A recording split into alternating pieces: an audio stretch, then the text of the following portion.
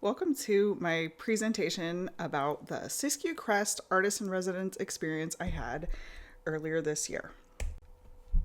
So here I am, hungry, exhausted. I just removed a tick and I was afraid to use the outhouse because of the rattlesnake living out there. Not only that, I was almost through with this 5-day artist residency and I was questioning all my artistic choices. So how did I get here?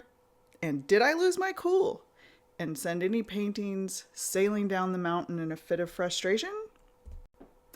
Let me tell you how it started. So I had the opportunity to be the artist in residence at Acorn Woman Fire Lookout in the Siskiyou Mountains, May 27th through 31, 2025. 360 degrees of spectacular views, incredible place. Bring your own water. No electricity, just peace and quiet and making art. So I arrived with big dreams. I'm going to have so much time. I'll make amazing paintings, read books, take naps, deeply relax. So we arrived around 1 o'clock on Tuesday. Luke Rudiger and Susie Savoy, who were representing the Siskiyou Crest Coalition, who organized this residency, they guided us up the winding road with tight switchbacks and helped us get set up. So before they left, Luke treated us to he identified all the mountain peaks around the fire lookout. Like he knows everyone by heart, which was really amazing. And I'll just click the video, but we won't watch the whole thing. Okay. So obviously the peak with the snow up there, Dutchman Peak. Mm-hmm. You come down and you can see kind of the snow lets up, and there's another summit there with snow on the flank, but the little top is clear. Okay, and it goes on and on like this for 5 minutes. Truly impressive. I have Luke's encyclopedic knowledge of the mountains and the surroundings, but we do have this really cool Osborne Fire Finder, which is like a map on a swivel, circular map on a swivel, and so you can look out the window and spot a fire, for instance, or spot a mountain peak, and then based on, like, you can line up, look through the site, and then let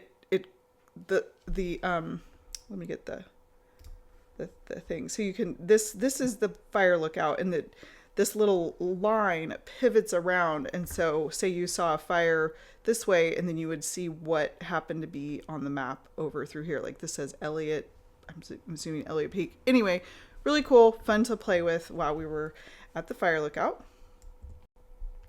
So like I said, I had big dreams for this residency, dedicated time for my art, coupled with my sincere desire to help the Siskiyou Crest Coalition with its mission to just inspire awareness of and appreciation of the Siskiyous.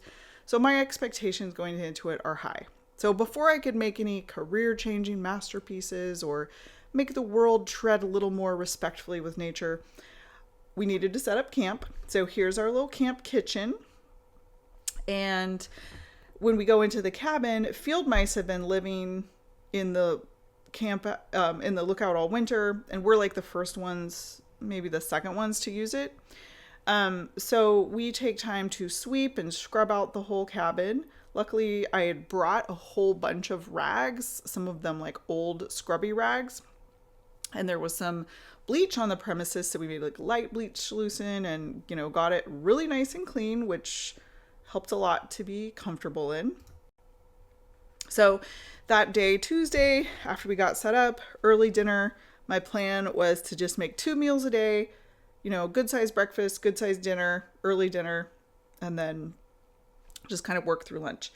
Definitely brought a treat for every single day. Loved this orange peel chocolate. And of course, pups love dinner time as well. So our view every evening, we kind of set up our camp chairs next to this beautiful bed of bleeding hearts, which were blooming. And this time of year up in the Siskiyous is spectacular. Wildflowers are literally blooming everywhere. And the sound of bumblebees just fills the air all day long. And we're treated to all kinds of butterflies. And it's just truly breathtaking. So after dinner, was eager to get started. So I began with some sketching and some journaling. Gorgeous, golden hour light. So I'm thinking, looking around, there's so many options to choose from. And I really I really want to go do a good job, right? So where to begin? So I gave myself the advice that I give students when they're struggling with making choices is just go with your first idea. Start with something comfortable. It's just get started. You're not married to every idea. And so that first evening was absolutely blissful. So peaceful, so beautiful. I painted this little sketch of Red Butte, and here is the beautiful evening sunset. Unbelievable, just magical. I can't, I'm sorry, I'm going to say that a million times. It's just so beautiful up there. So day one, I went to bed thinking this residency was in the bag. I was going to make awesome paintings. It's going to be easy and fun the whole entire time. Yay. And I will say again, sunsets up there are amazing. They last for a super long time. This orange glow that you see here, it just you're so high up, you can just see the horizon so clearly, and that orange glow lasts for so long. It is so beautiful. So, and then we thought the cabin looked really cool from outside too. We used these little cute solar lights, string lights that Susie lent us. We loved them, but we had to admit we barely needed any lights in the evening because the windows let in so much. All the ambient light was enough to brush your teeth by and get your bed ready. And by the time it got dark, we were completely ready to fall asleep every night. So that was kind of cool. The days were really getting long then, and so we just were kind of up with the sun and down with the sun, which felt really good. So day 2, Wednesday, May 28th. So it's fully light by 6:30 a.m. I mean, fully light. And the night before we had spotted these embers, and we thought it was a prescribed burn because it was still the end of the season where that prescribed burns were the prime time for. So that was really neat to see happen. And we saw the little smoke from that. So I'm like, yay, getting after that. Made a nice breakfast. And I was getting ready for the day. I was constantly, as I was taking care of business, looking around, being okay, do I want to paint here? Do I want to paint there? And I saw this view here of, I think this is called Mount Baldy. And I liked the way that Mount Baldy kind of created a natural, just had a lot of contrast and interest. And I thought that the layers of color were really interesting. So I was kind of thinking okay, this is going to be probably my spot. But before I was going to begin, I needed to take care of, your basic daily needs. And so I headed down from the cabin, from the lookout, down this little trail to the outhouse. So, and as I went into the outhouse, so here's a picture of Tom going into the outhouse. As I was going in, I heard something in the bushes, some chattering. And I was like, oh, sounds like a squirrel. And in the back of my mind, I was kind of I didn't realize we had those kind of squirrels here. And so I used the outhouse. And then as I'm leaving, I open this door here and I hear the chattering again, and it's accompanied by hissing, and there is a coiled up and then kind of standing up rattlesnake right here. I mean, I kid you not, right outside the door. So I screamed for Tom and ran up the trail. And for the rest of the trip, he escorted me to the outhouse using a stick and a broom. And so I was never able to completely relax when using the outhouse. So now that we knew there were rattlesnakes in the area, our pup had to stay inside and only go out on a leash because we did not want her to get bit. And she had spent all of Tuesday afternoon just running around like a maniac, chasing these adorable little lizards, which were just everywhere. And so since she had to stay inside, the local lizard population got a break, and she actually kind of was oh, thank goodness, I needed some rest. So it turned out to be okay. She was fine. So anyway, once my nerves settled down, I was ready to get started on this big piece. So, this view had like all these layers of color, from the warm greens in the foreground to that like contrasty mountain in the middle ground, and then those beautiful layers of blue mountains receding to the horizon. So I had a large canvas, 20 inches by 30 inches, which for me is pretty large, especially for like plein air painting the way that I paint. And I knew I would want to have some time to work on it. And I'd be working on it under changing light conditions. And so like, I knew this scene was going to work for kind of what I wanted to do and remain interesting, like at all times of the day. And I'd be able to like identify, kind of keep the lighting consistent. I could also set up on the porch, which would at certain times of day give me protection from the sun. And of course, protection from the rattlesnakes. So when I'm at home in my home studio, I work, and I'll work for a while, an hour or 2 hours, and then I'll take a break. And one of the things I like to do to just sort of clear my mind is I'll go outside and I'll do some like minor gardening chores, like just clipping dead bits, deadheading, whatever, just stuff like that. So I actually have brought clippers with me. I just like to do that when I go out. Sometimes you never know when you're going to need them. And so I was just like clipping up just little dead bits. I wasn't like cutting any plants or like altering anything that was alive. I was just like, just kind of cleaning up, making it look nicer around the cabin. And also like, minimizing maybe some of the fire risk, and then providing like kindling for our little fire if we're going to have a fire. So I'm just like doing that to clear my brain in between like bouts of work, right? So I work all day. This is as far as I got in the painting. Laid a good groundwork. I got my drawing reference, put in the sky, some of the back mountains, laid the basic color in. So at about 3:30, I feel like, whoa, I've worked super hard, painted all day, and I'm ready to transition. Oh, whoops, here's a little video. Yep, there's my little setup. It's kind of hard to see where I'm at. I'm at the corner of the cabin porch, kind of squeezed in there, but protected and shaded, and I'm able to just like keep my canvas there all the time. Okay, so 3:30, 4 o'clock, it's time for a break. And I'm gonna quit painting and make dinner. And again, just so incredibly beautiful out there. Like, look at that view. And those clouds were so pretty.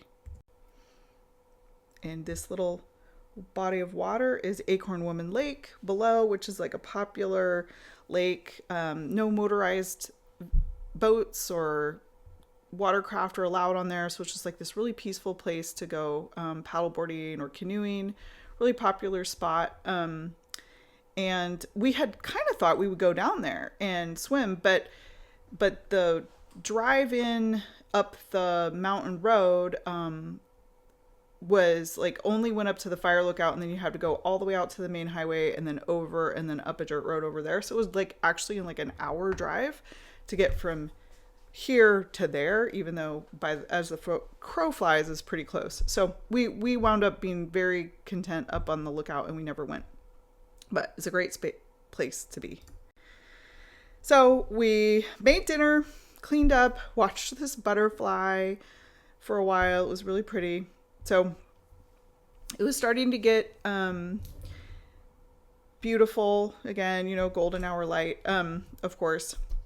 But I guess what I wanted to say was I was starting to get tired on this day. So I didn't document dinner. I just rested, right? So good for me. Did document this incredible sunset though. So after dinner, went inside the cabin, and I like felt something in my arm. I'm like, oh my God, what is that? It was like a tick, fully embedded. I was like, so gross. And thank goodness I had thrown in tweezers. So we removed the tick and did, thorough family tick checks on each other and the dog. I will spare you pictures of the bite, although I did take some to document in case I got the bullseye rash, which I did not, thank goodness. So remember those little gardening breaks I was taking? after this, I'm not doing those anymore. And now everything that kind of brushes up against me, I'm like, is it a tick? Is it a rattlesnake? What, so anyway, so good night. Going to bed early, just done for the day. So day 3, Thursday, sunrise was so gorgeous. That beautiful thin band of orange light again sunrise starts at like 4:58 a.m. or maybe a little earlier.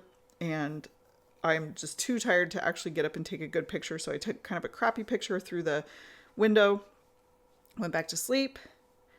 This day I wasn't quite ready to face my big painting. So I had this commission that I was working on and I needed to finish. And so I worked on that inside the cabin for a little bit. But by midday, I'm ready to get to work on my big painting. And so I go outside, work. This combo, you see how, there's shade and then there's sun on different parts of the canvas. It's really challenging to paint under those conditions. It's like your eyes kind of get tired from it. Really exhausting, but life, this is work. This is effort. So this is as far as I get on Thursday. It felt a little bit slow going. I had kind of expected maybe to go a little bit further along, but that's how it is. And here is my honey so kindly bringing me a cup of tea. Thank goodness for Tom's help. And this man has the most important job. Okay, so at 4 p.m. we take a walk. I'm exhausted and I recognize that I'm sort of on the low end of this roller coaster ride that is painting. So sometimes I experience these like real highs of like having so much fun and feeling so good while I'm painting. And then they're inevitably accompanied by lows, maybe not that day, but at some point. And I think my latest thought is I'm thinking this is just sort of like a dopamine thing that when you get, because I've been hearing about how dopamine works. Like if you have like an extra high release of dopamine, it always is accompanied by something that goes below baseline. And so I'm kind of like realizing that. And so I try not to take everything so seriously. So a walk, of course, being in nature really helps just level you out and like clear your mind. So we take this beautiful walk just down the road, just down, the path that leads up to the lookout. So many blooming wildflowers. Here's that silver leaf lupin. And I think this is like, I think that's an onion of some sort, but I could be wrong. Don't know all the wildflowers. So, at this point, I'm kind of starting to think, I kind of expected to have more work done. I can see my big painting is going to take longer than I realize. So I have one small sketch and then this one big painting that it's dawning on me like, I'm working on it. Like I am just like maybe halfway through and I don't have like weeks left to go. So I'm like, ooh, okay. So I'm getting a little bit frustrated. But I plan to paint again after dinner. So I like the way that there's like this interesting layer of colors going back. This is Little Grayback Mountain. And so I paint this while listening to a podcast about Dolly Parton. It's so funny. Like when I'm painting, if I listen to something, oftentimes I will, I'll like, when I look at that, I'll be like, oh yeah, whatever I listen to will like pop back into my head. So it was fun, but I'm not super crazy about this painting either. It just didn't really turn out like I had really expected. So now when I look at it, I realize I was kind of in my head and I think this version is fine. I don't know why I was like so negative about it, but I guess I had a different expectation at the time. And of course, enjoyed another beautiful evening. So there's something that I know to be true, but I have to remind myself again and again. And that is that art takes real effort. Sometimes it's easy and magical and all falls into place. And I think, I figured it out.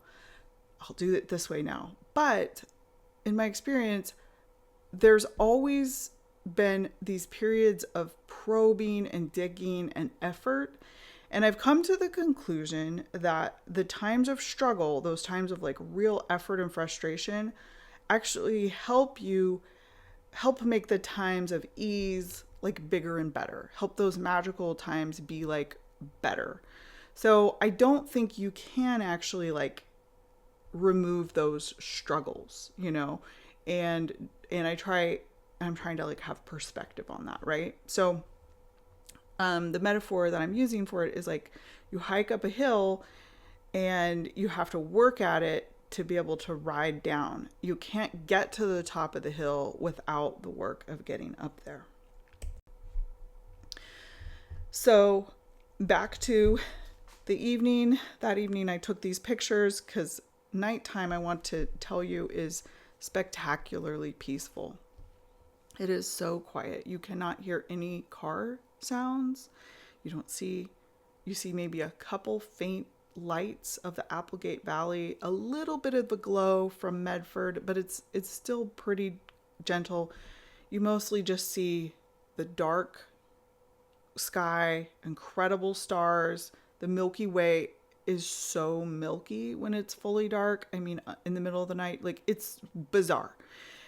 And the sound of the birds at dusk and dawn echoing back and forth across the ridges is just like this like incredible magical orchestra. It's so beautiful. So even as I'm experiencing some anxiety about wanting to have accomplished more and, you know, wanting my paintings to be better, my nervous system is also just deeply relaxed, and I'm experiencing like a lot of like peace and quiet. So, you know, entire days have gone by without any car noise, and we've seen the night so fully without the glare of porch lights or street lights. We wake up with the light, and the first sounds we see is that bird orchestra. And then as soon as the sun crests over the mountains and hits the ground, we hear hundreds of bumblebees buzzing and getting to work. And it really, really, really has calmed my nervous system in like this really lovely, deep way. So Friday, at 7 a.m., I enjoyed coffee in bed that Tom brought me, and I finished reading this book called Feeding Ghosts by Tessa Hulse, and it's a graphic novel, kind of a memoir. It's a story about her family, and it's really, really good. She recently won the Pulitzer Prize. Very interesting, talking about Chinese history and families and the complications of, you know, just being part of a family. It's really, really good. So she wrote this book, and with incredible physical and emotional effort. Much of it was written on artist residencies. In fact, I heard on a podcast that she was interviewed on that she spent months and months at these various wilderness residencies. So months and months, we're talking, not just 5 days, which my residency is 5 days, and it's really 4 because the last day we have to break camp and leave, and so I don't have time to paint. But anyway, the point I'm trying to make is there's something very powerful about dedicated time to focus on making art. So as I started my last day, I looked at what I'd made, and, you know, just these 3 pieces, which again, I have to admit, I was a little disappointed by only making 3 pieces. Like, I don't know why. Okay, 3 pieces that shouldn't disappoint me because it's not about volume, right? But I'm also like, none of them are like feeling like a total slam dunk. I'm at this point, the first painting I made was the one I liked the best, right? And I have my big painting. I'm like, I'm not even sure how I feel about this. So again, some of this could all be in my head, but anyway, it's just part of the artistic process. So when I'm looking at them together, and I'm just trying to see like, okay, what is the thread or theme that ties them together? And it's definitely just the shift of like green to, you know, middle ground. So that kind of area, the kind of tealy mountains that are in the middle ground, and then to the blue mountains. So it's just this color shift, this value shift, atmospheric perspective, and all that stuff. So that's what I'm seeing as like the visual theme. that I'm exploring. So that's cool. So I'm liking to see like a connecting thread, you know what I mean? So I'm going to lean into that. So despite having this, mental perspective, the calm of nature, I'm sad because I had such high expectations for the art I wanted to make. And so I'm disappointed in myself, which is really, I know, like complicated and something I want to work through. Like this is, for whatever reason, what I'm experiencing, and it's not necessarily like right or true, but these are my feelings, right? So here I am going, this is the last day. Am I really only going to make 3 paintings? One is a sketch, one isn't done, and one I don't really like. So my frustration is mounting. And there's just one thing that I can do. That's take a break, check out, tune into nature and my body, have a little food, do some push-ups. Oh, look, cool clouds. I'm happily distracted by these amazing clouds that day. And this brings me to another point that I thought about that I wanted to share. And there's this trope, you see it in comics or cartoons where it's like, there's like a wise person, on the top of a mountain. And well, I'm not saying that I am particularly wise or obtained some sort of special wisdom status, but I did notice after a few days that you can feel like kind of a sense of deeper objectivity up there. I did experience a little bit of internal clarity, and it was nice, so I was having these frustrated feelings, but I feel like I was able to like kind of see them a little more objectively, which felt really good. So after the rest, I felt refreshed. I made dinner. Again, didn't document it. I was going to paint one more time this evening. And so I went back to myself the advice I would give myself the first day. I tell myself what I tell my students. Start with something comfortable. So then I'm loving these clouds I'm seeing. And so I just go out, pick a comfortable spot, picked a view that was interesting, and I just joyously painted these 2 little sketches. They came so quickly, again, like sliding down the hill after I'd hiked up. And this is my only photo because I was just so completely absorbed in the process. I was just having so much fun, and I was just like frantically capturing the moment. I'm really loving this scale, by the way. These are 8x9. I'm just like, I don't know, for some reason I'm really jiving with that proportion. So we savored our last beautiful night on the mountain, the incredible clouds, the bird orchestra, all the effort, exhaustion, the peaceful rest. Can you hear that? So pretty. This is the morning. This is the sun rising in the morning of our last day. And we wake up feeling really satisfied. So I make a great breakfast, this hippie tuna casserole, which I will share the recipe if anybody is interested. And then we get our cabin cleaned up. I set up an art exhibit for Luke, who's coming to help us break the camp. Here's my little art show. And we take our time leaving. Luke, telling us about some old times. Luke and I go back to high school and just enjoying the last bits of the mountain. So I'm going to close with several little takeaways. I just wanted to say that like things that I want to make a note of. So artist residencies are amazing for focusing on your work. I don't normally paint all day for 4 days in a row. That's the sad truth. There's a lot of other kind of work when you're an artist. A lot of it is marketing, frankly. So it was challenging to paint so much, but it was so valuable to do some deep work and to get a lot of work done. 2 was the quiet and the view, the daily rhythm of the sun's movement across the sky. That natural world is such a treasure that we cannot afford to take for granted. And the third thing is, I am just so grateful for Tom and Lassie's company and support. I really could not have done it without them. So big thank you to them and to the Siskiyou Crest Artist Residency. I had an amazing time that I will never forget.